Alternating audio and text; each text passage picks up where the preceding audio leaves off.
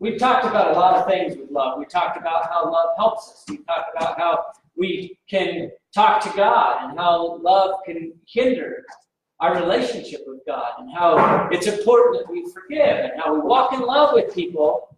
And even more importantly, to understand that love is the blessing superhighway. Now, everybody likes to be blessed. That's why people love Christmas. They love to get some cool things. Like, don't get me wrong, people like to buy and get things for other people, but there's nothing better than being given a gift. I love it. I absolutely, you get little things here and there, especially when you're not expecting it. My mom had some rules with my brother and I about Christmas because the rule was no manipulation. And what that meant was we were not to grab the package, shake it, mess with it, or anything else. We could only see the gifts under the tree. There was no manipulation allowed because we loved to try and figure out what it was we were getting. We all love to have a blessing. We all love to have something. We totally do. But sometimes we don't understand how important it is and how important love is to get that connection, to get where we're going. So point number one is you give it, you get it. My brother used to say, you give it, you get it. If you can't take what you give out, it's a little bit different dynamic. He was giving me a hard time about things we do. And point number two is it's worth more than a grudge. And grudges are probably one of the most destructive things in our life that we will never give credit to. We'll talk about this thing causing us trouble. We'll talk about that thing making us upset or whatever, but we will not give credit to the fact that we've held a grudge against somebody, and that grudge causes so many other issues in our lives. We don't want to do that. We don't want to acknowledge it. And then point number three is let it be. Just let it be. Letting go of things that really don't matter. How come so many times in our lives the things that really don't matter somehow rise to the top? I don't understand it. You can have all sorts of things going on. You could go to a relative's house for a family get-together, and there's some minor thing that's making them wig out. And you're like, why is this? Why is this the crisis? And it happens. Song of Solomon, chapter 8, verses 6 through 7 said, "Set me as a seal upon your heart, as a seal upon your arm, for love is as strong as death." And I love that because we forget the impact or the power that love has. We definitely know what death is. We get it. Death is permanent. And it's totally true. Our dog died recently.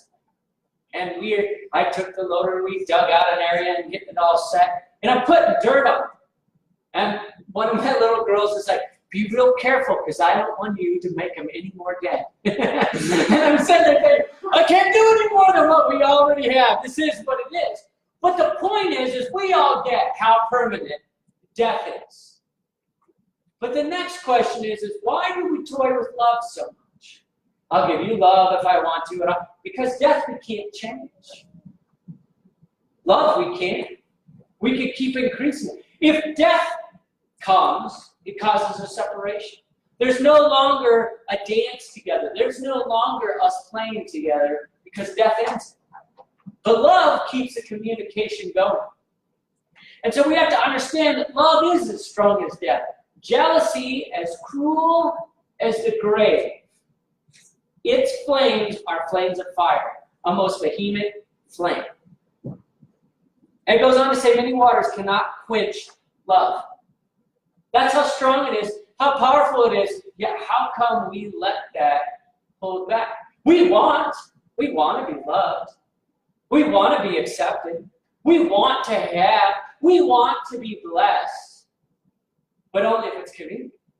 And we can, that guy, he's a little whacked out, so we're not going to, say, hey. My grandpa always had this one little special laugh that my brother and I just kind of knew. And he kind of, yeah. And that was his way of saying, I'm not going there but that's a complete messed up situation. I'm not talking. And we understood that, we got it.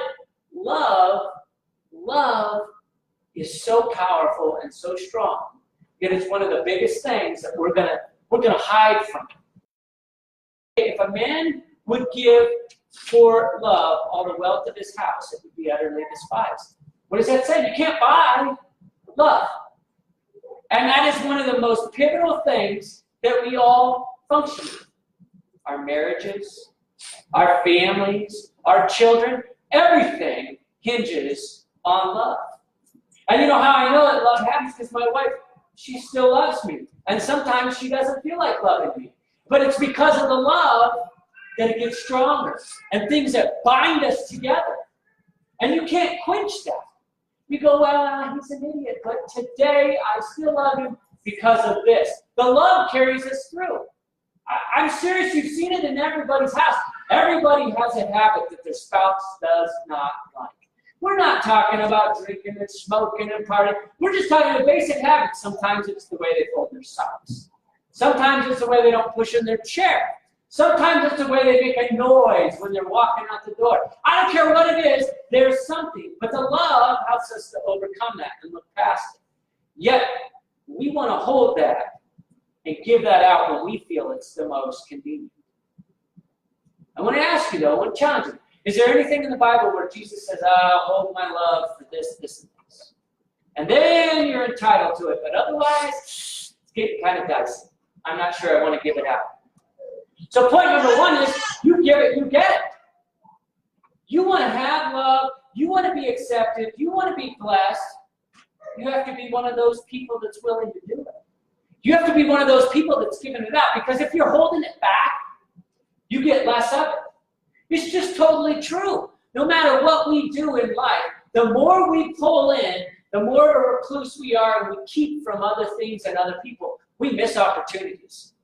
Hands down, you miss opportunities. You hear all these people, the best business marketing on the planet. Word of mouth, word of mouth, word of mouth. Well, word of mouth is so good, then why doesn't everybody do everything over email? It doesn't work, right? We get that word of mouth is effective. We get that if we wanted to do something different, it would never take the same place. Now, we try it. People try it. People, you'd be in the same room with them and they text you. Now, my wife's example, she gives me a shopping list or something because I can't remember everything she's telling me anyway, so I want her to text it to me. But the point is you could be in the same room with somebody. If you type to them, and it's not the same level of communication as an interaction. That's why now we get the video, FaceTime, Skype, right? You get to have a little bit more of an interaction with somebody. You get to see the body language. You get to see what's going on. It's important. We want it. We want to be loved. We want to have it. But so often we hold back from giving it. And I'm telling you, the more you give it, the more you get. So in 1 John, chapter 4, I'm going to hit some various verses because I think it's really good.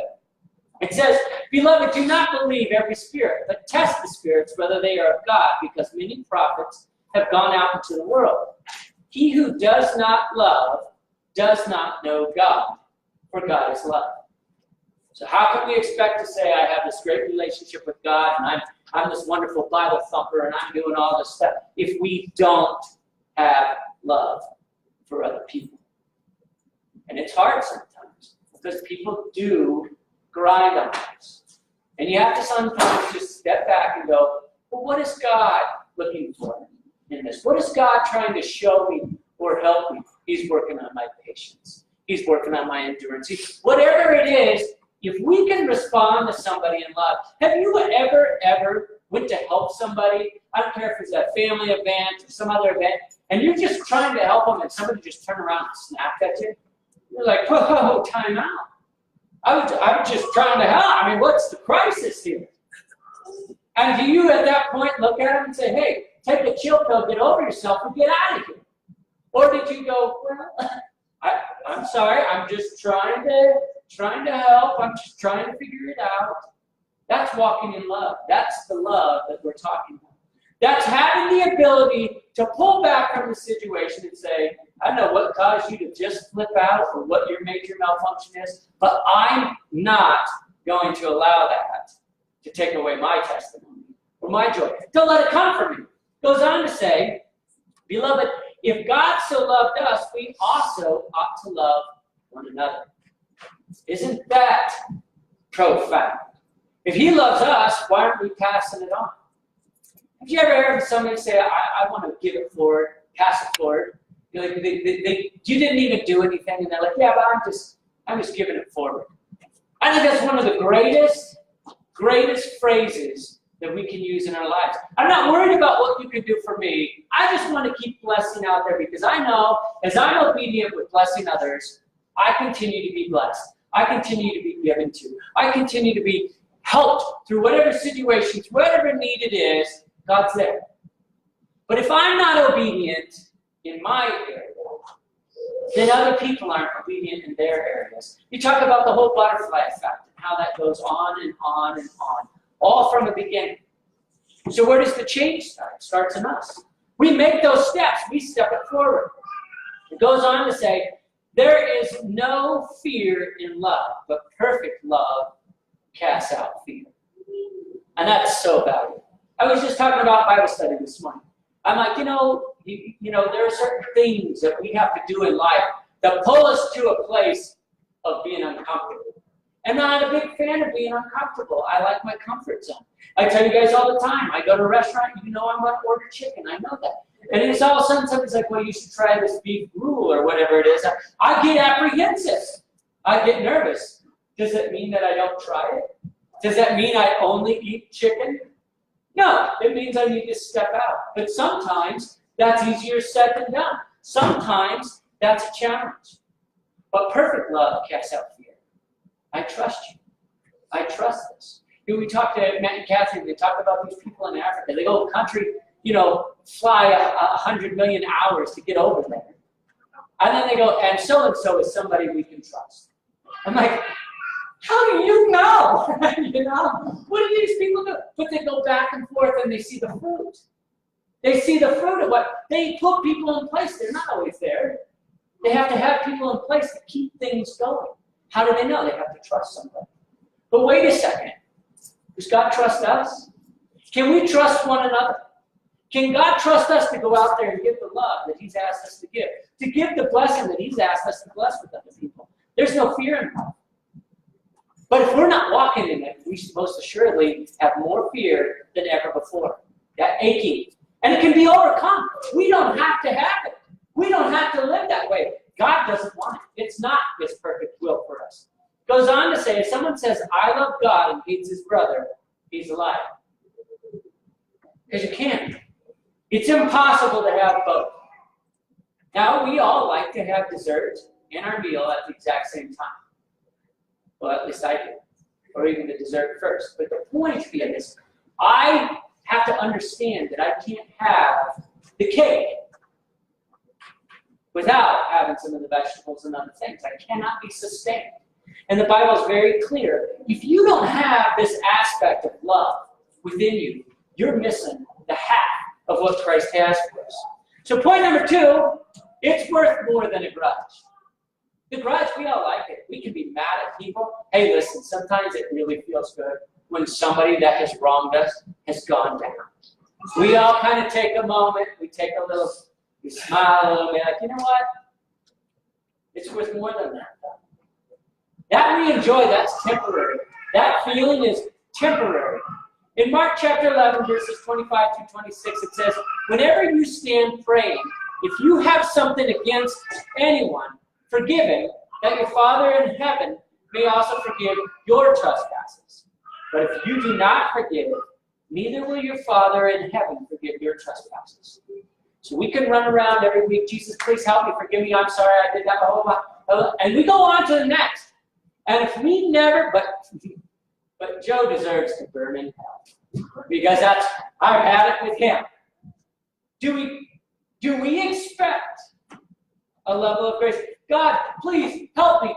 We've got this major situation going on in our lives, and we've got a family member that we need to repair a relationship. We need somebody with a healing. We need a financial blessing. God, help us. But oh my God, I hope Joe gets killed in a car accident. I'm just saying it real. I mean, maybe it's only me that's ever thought of that a time or two. But I would challenge you. How many times are we sitting there asking for Santa Claus's list? God help me. God bless me. I want this. I need that. But the guy over here, you can do what you will with him. And that's not the right heart. Because God's saying, hey, if you can't walk happy with Joe, how do you expect happiness to be over here? Because at the end of the day, we're all the same. We're not better than somebody else. We're not more perfect. We're not more righteous because we come to church. We're not more holy. You know how many people I'll talk to, and they'll be like, oh, yeah. I have one friend I was talking to, Greg, he's like, I am a big fan of God, totally into the God thing. Not a fan of church. Not a fan of church at all. So why? What is it? We're just people that are just trying to do the right thing. And he's like, that's what you see. You know how many people come and they condemn us and they make nasty comments about, why are you doing that? Well, why is it that? Well, that's not. Well, that's it. And we walk around as Christians ready to tell people where they're missing the mark or where they haven't achieved in their Christian walk. We're missing it. We're missing it because we're missing out on the blessing that God has for us. Blessing's not just about having a nice house and driving a nice car. See, we always talk about those. What about joy? It says he gives us joy unspeakable and full of glory. What about just being happy? When we're angry and we have grudges, we're missing out on the joy button. You ever watch there was a little movie and there were 4 little kids going on inside this kid's brain? I don't remember it all, I just know that one of them was anger. And the dude was always ready to hit the button and sound the alarm. And I loved it because I totally relate with that sometimes. Somebody does something, somebody says something, I want to hit the button, send it to the moon. I'm mad. I've had it. But that doesn't get us where we need to go. It doesn't fix our hearts. And it most assuredly doesn't give us joy. Because how many of you, when you've been seriously furious, are just full of happiness? Like, you know what? I'm doing great. If somebody calls you right in the middle of your level of frustration, you pick up the phone and you go, hallelujah, I'm just so happy to hear from you. Blessings, and how was your day?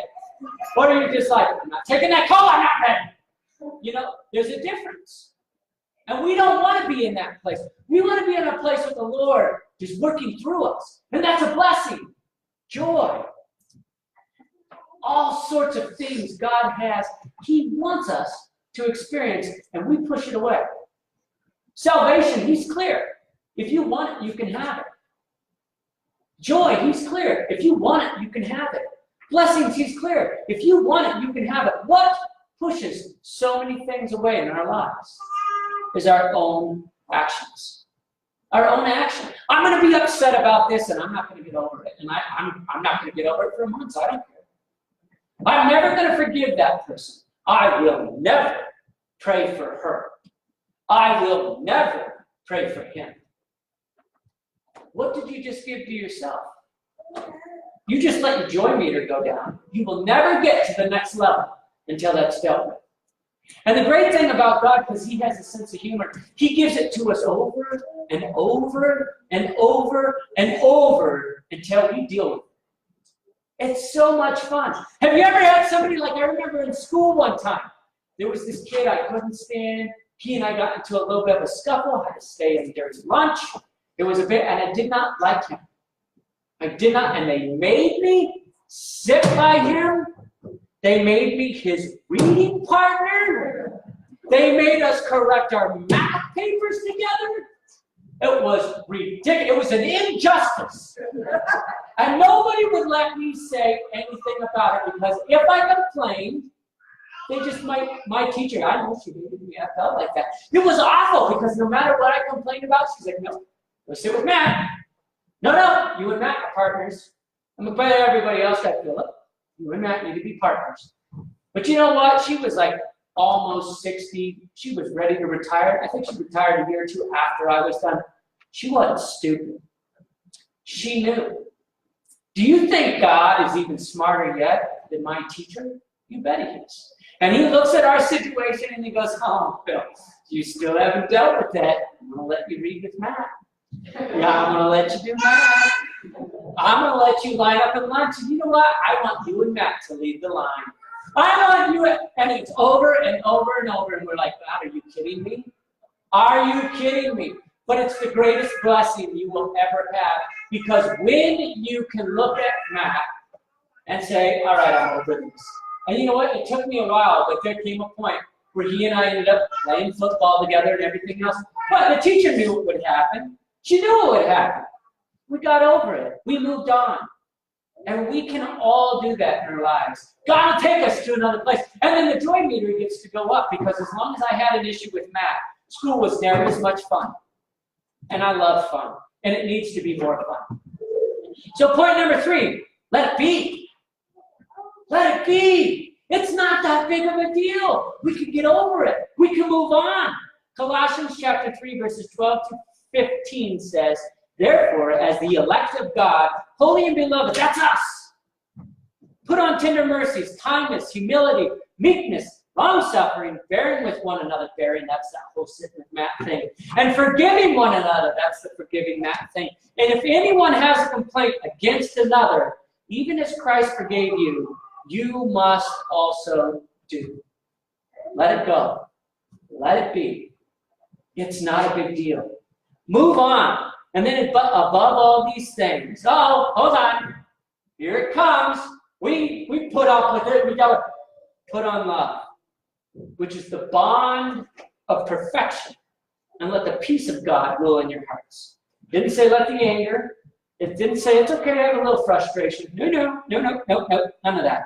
It says let the peace of God rule in your hearts, to which you are also called in one body, because we're all together. We're all in this together. At the end of the day, we saw today these women worshiping in Africa. I can't tell you a lick of what any of that they said. And it sounded like 2 words repeated over. And I'm not trying to be mean. I don't understand the language. I don't get it. But I'll tell you one thing. We're one in one body. We're all together worshiping one God. And that matters, that we're all bound together. So we can hate our brother, we can be mad at this person or mad at that, or they don't come to our church, or this, whatever the issue is. But at the end of the day, we're all intertwined. We're all together. And if you don't believe it, just get on Facebook, friend somebody, and go, how did you know these 5 people? How does that come? How do you know the same people I know? You can't come from my world. You don't even believe. Because we're all intertwined one way or another. God makes it happen. So, love is the blessing superhighway. Point number 1, you give it, you get it. Matthew 5:7. Blessed are the merciful, for they shall obtain mercy. So that's God saying, hey, you cut him slack, I'll cut you slack. We all want the slack. We all want the break. We all love it. Are we giving the slack? Are we giving the break? Point 2, it's worth more than a grudge. Matthew 7:12. Therefore, whatever you want men to do also to them. For this is the law and the prophets. That's the golden rule. That's Thumper and Bambi, baby. Do to others what you'd have them do to you. If you want somebody to do something good to you, are you giving it? Have you ever missed the mark and really wish somebody would forgive you? Have you ever made a bad call or a bad decision? And then, I can't wait to go to that thing because everybody's going to throw that back in my face. Would we like to be given that grace? Then maybe we give it to somebody else. Maybe we don't talk about the mud. Maybe we don't listen about the gossip. And point 3 is let it be. The blessing of the Lord brings wealth without painful toil. You want the blessing? You don't want to have to sweat so hard and fight tooth and nail? Then you need to put something out there that fixes something. My dad says there's a tool for every job. So if you want life to be so hard, go use the right tool. If you want it to be easier, use the right tool. And one of those tools is love. And it'll make your life easier. You'll find you have more blessings. Because I want blessings, not curses. So I know with all my heart, if you forgive, if you cut people slack, if you show love and you prefer somebody, you're going to have this blessing. This blessing is in Deuteronomy 28. I'm going to just read it to you. The Lord will grant you abundant prosperity in the fruit of your womb, the young of your livestock, and the crops of your ground, In the land he swore to your ancestors to give to you, the Lord will open the heavens, the storehouses of his bounty, to send rain on your land in season and to bless all the work of your hands. Don't you love that? Bless my work.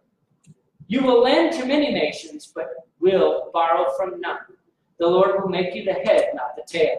If you pay attention to the commands of the Lord your God that I give you this day and carefully follow them, you will always be at the top and never at the bottom. How many of us like that? That sounds nice. And all we have to do is our part. And we can do that. God asks us to love. He asks us to give. And he's faithful to forgive. Please stand with me. We as a Car Community Church will always present Christ's open doors of heaven to everyone. If you'd like to make Jesus your Savior, you simply say, Jesus, I'm sorry for my sin. Come into my heart and I will serve you with all my ability. If you prayed this prayer, we believe you have begun the Christian transformation. If you want to know more, it's simply like prayer. Feel free to come up during the last song. Father God, we come to you, Jesus.